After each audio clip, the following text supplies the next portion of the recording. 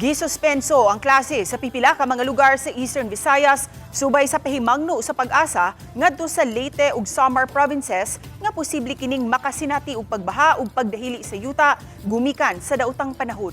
Lakip sa nagpatuman og suspensyon mao si Tacloban City Mayor Alfred Romualdez kinsa nagpagawas og executive order aron pagdeklarar nga walay klase sa tanang eskwelahan ug walay trabaho sa gobyerno.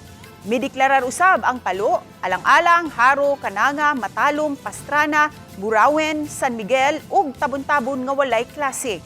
Apil usab ang Calbiga, Catbalogan City, Daram, Mutyong, Pinabacdao ug Zumaraga sa Samar. Maasin City sa Southern Leyte, Kawayan ug Naval sa Biliran. Ingon man ang Giporlos sa Eastern Samar. Samtang sa Bohol, nasinati sa Panglao ang kasarangan ngadto sa kusog nga uwan. Hinungdan nga kining mga turista nagdala og mga payong. Gisuspenso usab ang tanang level sa klase sa Tubigon ug Katigbian. Samtang usa ka shipping line sa Siquijor ang nisuspenso silang biyahe tungod usab sa daotang panahon.